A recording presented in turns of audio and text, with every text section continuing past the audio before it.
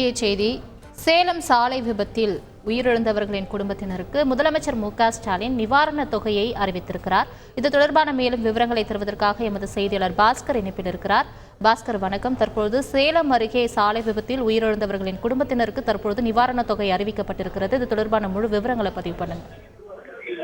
சேலம் மாவட்டம் கக்கும்பட்டி கிராமத்துல அரசு மேல்நிலைப்பள்ளி எதிரே காலை ஒரு 10:40 மணி அளவுல அரூரிலிருந்து சேலம் நோக்கி சென்ற லாரி ஒன்றின் பின் ஒன்றாக 2 இருசக்கர வாகனங்களில் சென்று கொண்டிருந்த மீது மோதியது. இது சேலம் நோக்கி சென்று கொண்டிருந்த தனியார் பேருந்து எதிர்பாராத விதமாக மோதிய விபத்துல இருசக்கர வாகனங்களில் பயணம் செய்த நில அளவராக பணிபுரிந்து வந்த முருகன், அவரது மனைவி உள்ளிட்டவர்கள் உயிரிழந்திருக்கிறார்கள். இந்த சம்பவத்தில் உயிரிழந்தவருக்கு ஆழ்ந்த இரங்கலை தெரிவித்திருக்கக்கூடிய தமிழக முதலமைச்சர் இந்த விபத்துல காயமடைந்து சேலம் அரசு மருத்துவமனையில சிகிச்சை பெற்று வருவர்களுக்கு சிறப்பு சிகிச்சை அளிக்கவும் அறிவுறுத்திருக்கார். இந்த விபத்துல உயிரிழந்த குடும்பத்தினருக்கும் அவரது உறவினருக்கும் ஆழ்ந்த இரங்கலை தெரிவித்திருக்கக்கூடிய தமிழக முதலமைச்சர் இந்த விபத்துல உயிரிழந்த குடும்பத்தினருக்கு தலா 2 லட்சம் ரூபாய் நிவாரணத் தொகையை அறிவித்திருக்கிறார். பலத்த காயமடைந்து மருத்துவமனையில் சிகிச்சை பெற்று வருவதற்கு தலா 1 லட்சம் ரூபாயும் வழங்க உத்தரவிட்டிருக்கிறார் முதலமைச்சருடைய பொது நிவாரண நிதியிலிருந்து.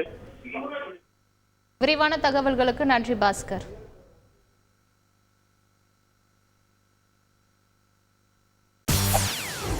செய்திகளை உடனுக்குடன் தெரிந்து கொள்ள உடனே சப்ஸ்கிரைப் பண்ணுங்க.